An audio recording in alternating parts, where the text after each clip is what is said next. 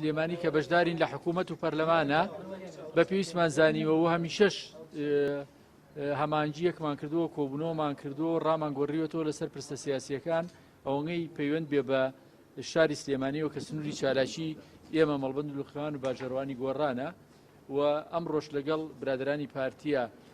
هەم بۆ هەمان مەبەست دانیشتوین و ئەمانەیە لەسەر ژیان و گوزەرانی خەڵک لەسەر پرسە سیاسیەکان ئەوەی پەیوەندە بە ئێمەوەکو کادری سیاسی لە سنووری سلێمانیە ڕاو بۆچون بگۆڕینەوە و هەڵوێستیشمان یەک بخەین. چوارلایەن نیە ئێمە هەمومانەمانوێ بەیەکەوە و ڕێکەوتکە بەیانی لەگەڵ موعیدەکەمان وابوو ڕێکخرا لەگەڵ برادرانی پارتیا دانیشتین ئێستش لەگەڵ برادرانی گۆڕان و یەکگرتو و کۆمەڵا دانیشتین و هەمان قساکەینەوە کە لەگەڵ برادرانی پارتیا کردومانە بەشێکی پەیوەندە بەوەی کە ئەرچی ئێمە چیوەکو حیزبی بەشدار لە حکوومەت و لە پەرلەمان و لە پرۆسی سیاسی کوردستانە بۆ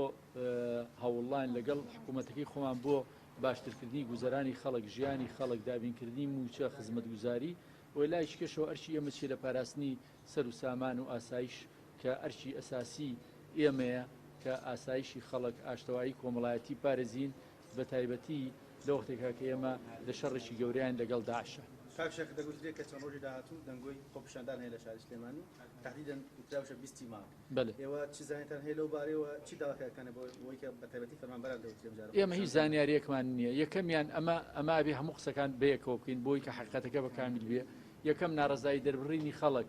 دەربارەی ژیان و گوزەرانی خۆیان خۆپیشاندان بایەکوت حەقی قانونی و یاسایی و پارێزراوی هەموو کەسێکە لە کوردستانە و ئێمە تا ئەو شوێنە بڕواون بە ئازادی بیرروڕاو بە ئازادی دەربڕین و بە ئازادی خۆپیشاندان هەیە کە تەحملی هەموو نەتایجەکانیشی بکەین. بەڵام یەکەمیانەوەیە کە ئەمە مەشروتەوە مەرجارە بۆی کە ئاشتیایی کۆمەڵایەتی نەخاتە مەترسیەوە پەشێوی و گرژی نەنێتەوە هیچ توندوتیژێکی نەبێ. دووهەمیش هەموو ئەو کەسانی کە بیرەکەنەوە لە خۆپیشاندانیا بایەکوتکردن ئەبێ ئەوشیان لەبیر بێ کە بڵێن ئەم بایەکوتکردن و خۆپیشاندانە هەنگاوێک نزیکمانەکاتەوە لە باشترکردنی موچە و لە باشترکردنی ژیان و گوزەرانمان و دابینکردنی موچە ئەگەر بەبێ تەجروبەکانی پێشوو خۆپیشاندان مانگرتن بایەکوتکردن موچەی بۆ دابینکردون ئێستا دەتوان ئەوە بکەن. پێم وایە موچە مەسەلەیەکی ئابووریەوە حکوومەت و هەمومان پێکەوە توانین کە هەوڵ بین کە دابینی بکەین و لە ڕێگەی خۆپیشاندانەوە و لە ڕێگەی بایەکوتکردنەوە دابین ناکرێت. دووهەمیشانەوەیە کە وەکو موچە و گوزەران مافی خۆمانە مافی مناڵەکانی هەموو شمانەکە خوێنن و ئەبێ بیر لەوەش بکەینەوە هەموو لایەنەکانی بێ بیر لێ بکەینەوە. من وەکو هاوڵاتی قساکەم کە ژیانم وەکو ژیانی باقی خەڵکە ئەزانم کە چەند قورسە ژیانی خەڵک هەمومان ئەزانین کەس و کارمان هەمومان بەیەکەوە ئێوەش هەمومان ئەزانین چەند ژیانی خەڵک قورسە بەس هەمووشمان مەسئولێتێکمان لەسەرەکەوەیە مەسئولێتێکە بۆ ئایندە هەر ئەمڕۆ نییە کوردستان بۆ پێویستمان بۆیە بۆ خۆمان بۆ نەوەکانمان بۆ مناڵەکانمان وا بکەین کە پەشێوی هەموو دەرگاکانمان لێدا نەخات. من سوپاستانەکەم تەواو دوای کۆبنەوەکە قساکەین.